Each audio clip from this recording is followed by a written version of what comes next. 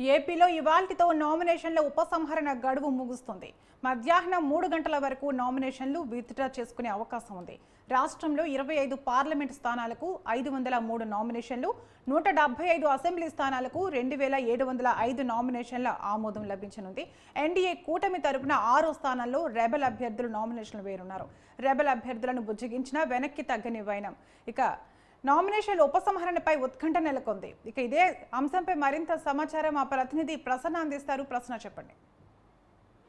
Overall గా ఇవాళ 3 గంటలతో అంటే మధ్యాహ్నం 3 గంటలతో ఎన్నికలకు సంబంధించిన ఒక కీలక గడువు నామినేషన్ ఉపసంహరణ కార్యక్రమం పూర్తవుతుందని మనం చెప్పుకోవచ్చు. ఎందుకంటే ఇప్పటివరకు అసెంబ్లీకి అదేవిధంగా లోక్సభకు 100 నామినేషన్లు వచ్చాయి. ప్రధానంగా 6 స్థానాల్లో రెబల్ అభ్యర్థుల్లో ఉన్న పరిస్థితులు కనిపిస్తున్న వాతావరణం మనకుంది.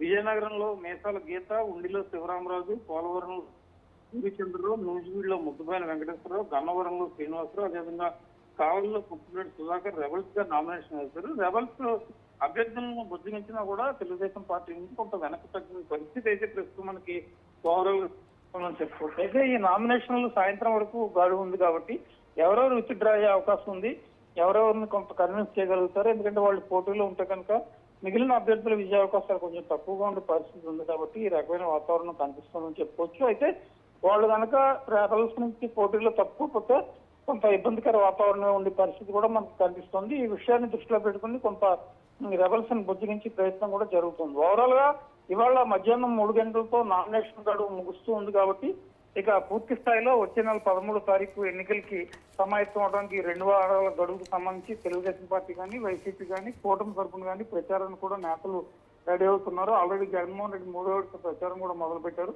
చంద్రబాబు, పవన్ కళ్యాణ్ ఇప్పటికే జనంలో ఉన్న పరిస్థితి ఉంది కాబట్టి ఇవాళ మధ్యాహ్నం 3 గంటలతో నామినేషన్ గడువు పూర్తయిన తర్వాత ఇంకా నామినేషన్ సబ్జెక్ట్ కూడా లేదు.